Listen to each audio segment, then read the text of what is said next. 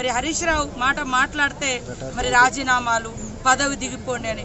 అయ్యా నీకు పదవి ఆకాంక్ష ఎంత ఉందో, పదవి కాంక్ష ఎంత ఉందో 2018లో మీ మామ కేసీఆర్ వెంట ఉండే నువ్వు పొడిచినటువంటి వెన్నుపోటు ఏక్నాథ్ షిండేని గుర్తుకొస్తుంది. ఎందుకంటే అందుకని 2018 ఎన్నికలలో నువ్వు ఒక గుంపు పెట్టుకొని ఒక ఏక్నాథ్ షిండే కావాలని నువ్వు చాలా మందికి డబ్బులు ఇచ్చినవని మీ మామ మీ వాళ్ళే నీకు పదవి ఇవ్వకుండా చాలా రోజులు ఆపిర్రు అనేది కూడా ప్రజలు అనుకుంటున్నటువంటి విషయం, మీడియాలో కూడా వచ్చినటువంటి విషయం. కాబట్టి ఇవాళ కాంగ్రెస్ పార్టీకి చిత్తశుద్ధి ఉంది.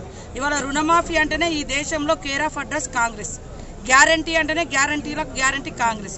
10 ఏళ్ల నుంచి మీరు రుణమాఫీ చేయలేదు కాబట్టి ప్రజలు మాకు పట్టం కట్టారు.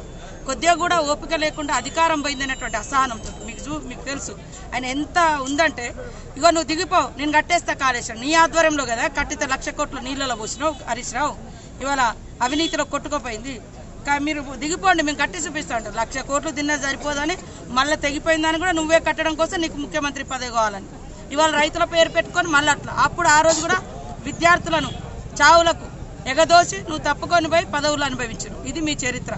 కాబట్టి కాంగ్రెస్ అనడానికి ఈ టీఆర్ఎస్ బీజేపీకి ఎలాంటి అర్హత లేదు. ప్రజలకు ఇచ్చిన ప్రతి మాటను నిజాయితీగా నిలబెట్టుకుంటూ ప్రజల యొక్క క్షేమమే కాంగ్రెస్ పార్టీ క్షేమం.